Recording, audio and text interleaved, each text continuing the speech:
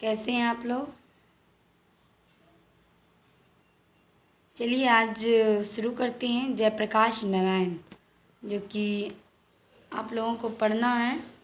जयप्रकाश नारायण के बारे में इन्होंने जो ये जयप्रकाश नारायण जी ने जो लिखे हैं संपूर्ण क्रांति।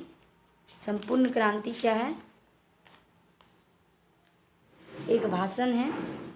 और सबसे पहले हम जानेंगे कि जयप्रकाश नारायण की जीवनी कहाँ, इनका जन्म कहाँ हुआ, और ये इनके माता का नाम, पिता का नाम, और इन्होंने अपने जीवन में कौन कौन से कार्य किए, किस तरह ये आगे बढ़े। सबसे पहले इनकी जीवनी जानेंगे, इसके बाद संपूर्ण क्रांति का सारांश भी इसी वीडियो में हम लोग जानने वाले हैं। तो चलिए बिना देर किए हुए शुरू करते हैं आज का क्लास। तो जयप्रकाश नारायण, जैसे कि आप जयप्रकाश नारायण ने जो दिए, ये संपूर्ण क्रांति का नारा किसने दिया? तो जयप्रकाश नारायण ने दिया। और संपूर्ण क्रांति क्या है? एक भाषण है। और ये भाषण किनके द्वारा दिया गया है? जयप्रकाश नारायण के द्वारा दिया गया है। जयप्रकाश नारायण का जन्म कब हुआ?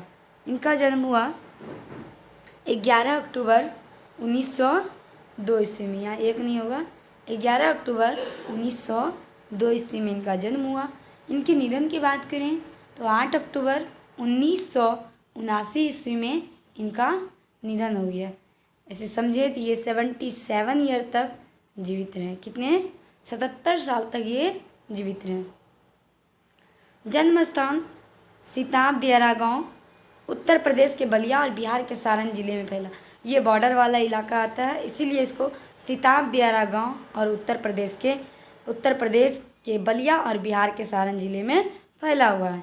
बचपन में बाउल नाम से पुकारा जाता था, और बड़े होने के बाद ये जेपी नाम से प्रसिद्ध हुए, जिसका सीधा सीधा अर्थ है जेपी, यानी जयप्रकाश नारायण। अपनी जनपक्षधरता के लिए लोकनायक के रूप में भी प्रसिद्ध हुई। क्वेश्चन एग्जाम में पूछ लें कि लोकनायक की उपाधि किसे प्राप्त हुई? जयप्रकाश नारायण को। जेपी के नाम से कौन जाने जाते हैं? जयप्रकाश नारायण। माता का नाम फूल रानी देवी और पिता का नाम हर्षु दयाल। इनकी जो इनका जो शादी हुआ, वो शादी हुई है, पत्नी का नाम है प्रभावती देवी हो जाएगा।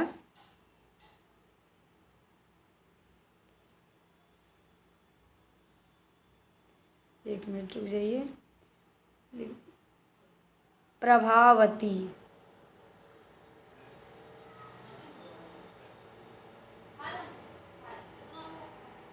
प्रभावती देवी जो प्रसिद्ध गांधीवादी की थी और ब्रजकिशोर प्रसाद की पुत्री थी। प्रभावती ब्रजकिशोर प्रसाद की पुत्री, जो कि गांधीवादी से बिलोंग्स करती थी। शिक्षा, प्रारंभिक शिक्षा तो घर पर ही हुई। फिर पटना कॉलेजिएट पटना में इनके ये दाखिला हुए। इन्होंने एडमिशन लिए यहीं पर। बिहार में हिंदी की वर्तमान स्थिति पर विषय पर लेख के लिए सर्वोच्च पुरस्कार दिया गया, और इस पुरस्कार का नाम क्या हुआ? रमन मैग्सेसे पुरस्कार। किस विषयों पर मिला? विषय पर लेख के रूप में इसको सर्वोच्च पुरस्कार प्राप्त हुआ। इसके बाद फिर पटना कॉलेज पटना में प्रवेश किए। और असहयोग आंदोलन कब शुरू हुआ था? 1920 ईस्वी से 1922 ईस्वी में असहयोग आंदोलन शुरू हुआ। उसी बीच में 1922 के लास्ट में ही ये 1922 में शिक्षा की प्राप्ति के लिए अमेरिका गए। अमेरिका में कहाँ? कैलिफोर्निया, बर्कले, विक्सन, मेडिसन आदि कई विश्वविद्यालयों में इन्होंने शिक्षा ग्रहण की। ये सब कैलिफोर्निया, बर्कले, विक्सन, ये सब क्या है? एक राज्य का नाम है। कहाँ के? अमेरिका के राज्य। अमेरिका की राजधानी क्या है? Washington DC। अब देखते हैं, वहीं पे इन्होंने मार्क्सवाद, समाजवाद का शिक्षा इन्होंने यहीं ग्रहण किए, अमेरिका में ही। और इसके बाद माँ की, देखिए यहाँ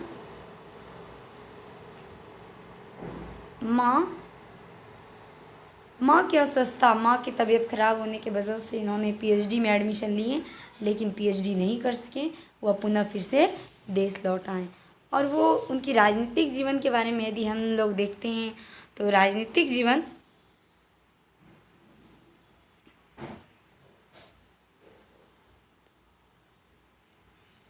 इनके जो राजनीतिक जीवन है, 1929 में कांग्रेस में शामिल हुए और 1932 में सविनय अवज्ञा आंदोलन के दौरान कई बार नेता लोग तो वैसे भी जेल जाते आते रहते हैं। 1932 में सविनय अवज्ञा आंदोलन के दौरान जेल भी गए। जेल से बाहर निकलने के बाद कांग्रेस के अंदर ही कांग्रेस सोशलिस्ट पार्टी का भी गठन हुआ, अहम भूमिका निभाई उसमें। 1939-43 में भी ये, यहाँ देखिए, यहाँ मेल लिखा गया है, यहाँ कर लीजिएगा आप लोग, जेल।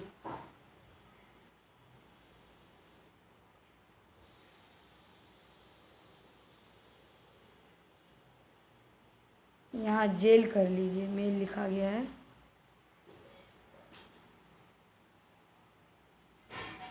जेल गए।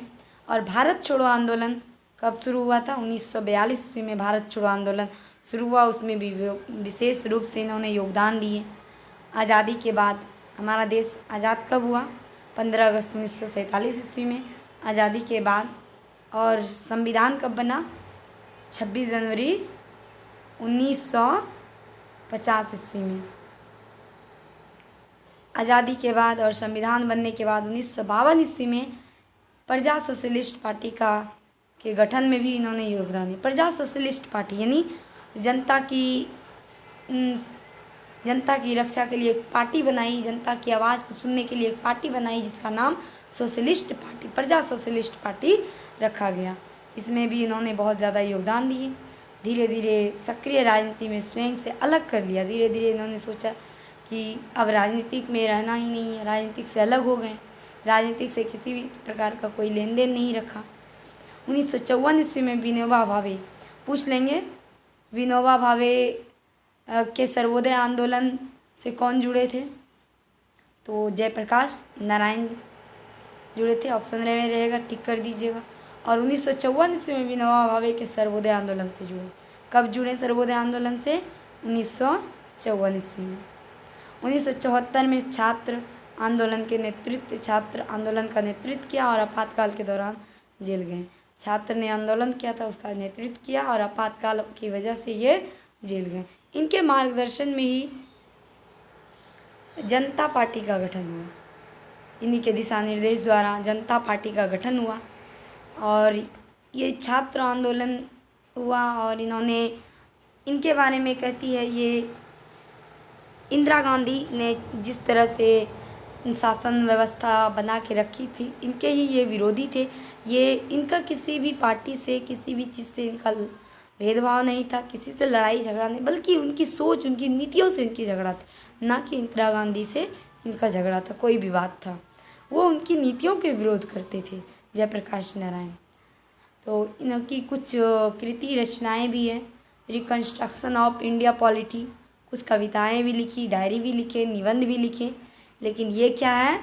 संपूर्ण क्रांति एक प्रकार का भाषण है और ये भाषण, निबंध, डायरी, कविता, इस तरह से बहुत सारी रचनाएं भी इन्होंने लिखे।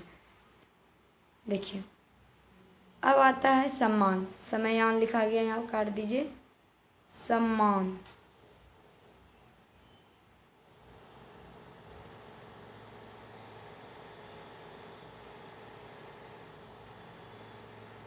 सम्मान 1965 ईस्वी में समाज सेवा के लिए मैग्सेसे पुरस्कार और 1998 ईस्वी में भारत रत्न मिला।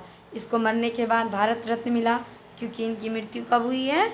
1979 ईस्वी में। 77 साल तक जीवित रहे और 1998 ईस्वी में इनको भारत रत्न मिला। और जयप्रकाश नारायण यदि पूछें ये कैमी सदी के कवि हैं, कैमी सदी के ये रचनाकार हैं, तो ये 20वीं सदी के हैं। इनका जन्म कब हुआ? 1902 ईस्वी में। जब 1900 के बाद कोई 1901 भी हो जाता है तो वो कैमी सदी हो जाता है 20वीं सदी।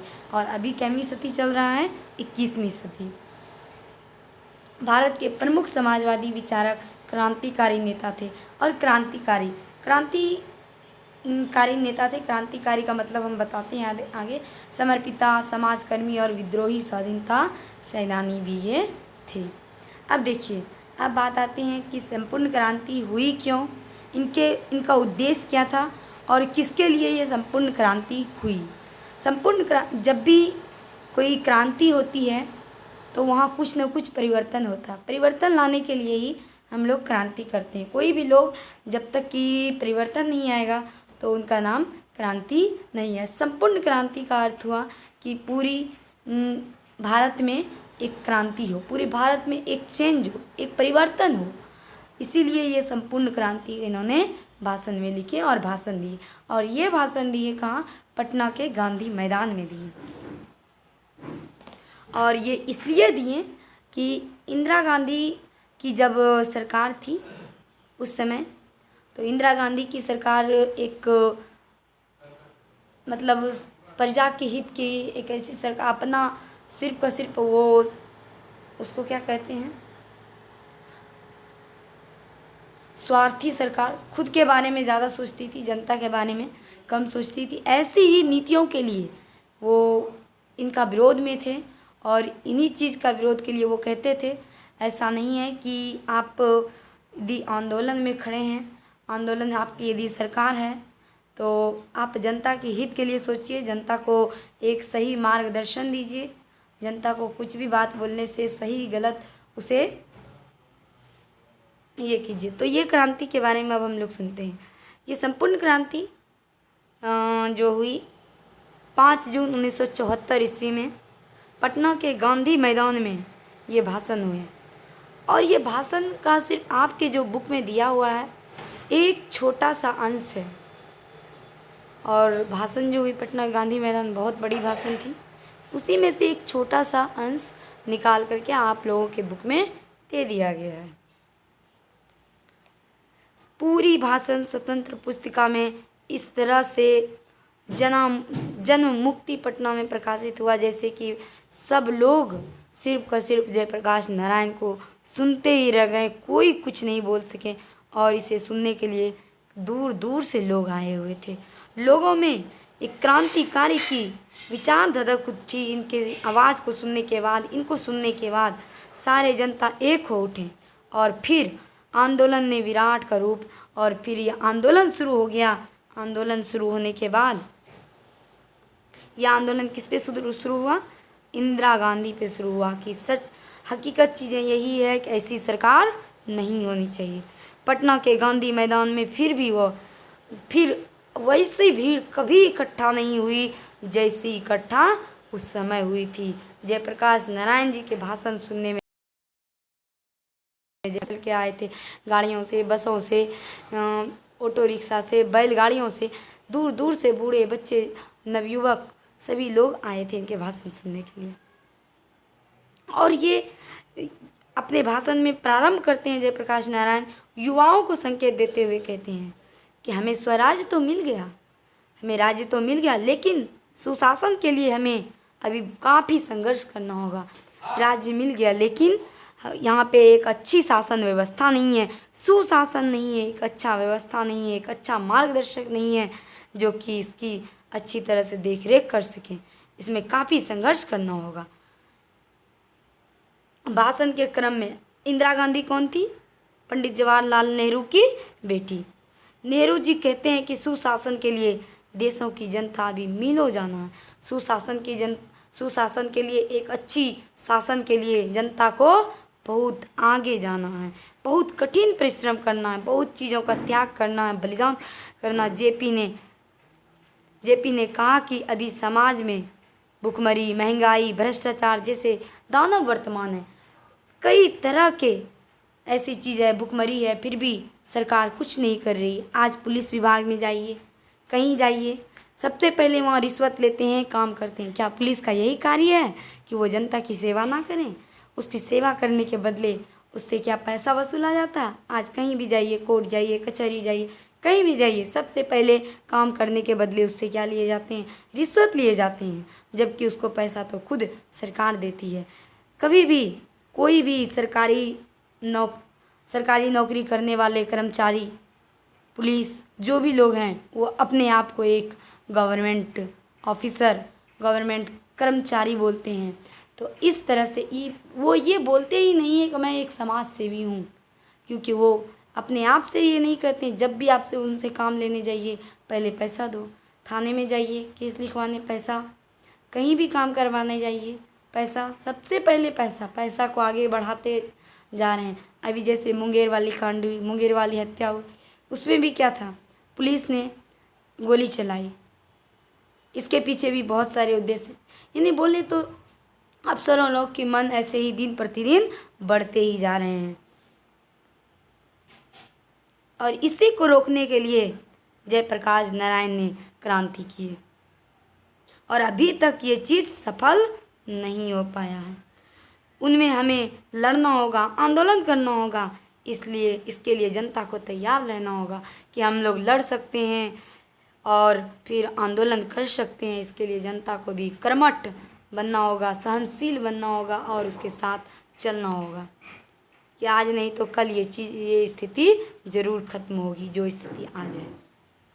आंदोलन को सफल बनाने हेतु उन्होंने युवाओं को आगे आकर नेतृत्व करने की सलाह दी।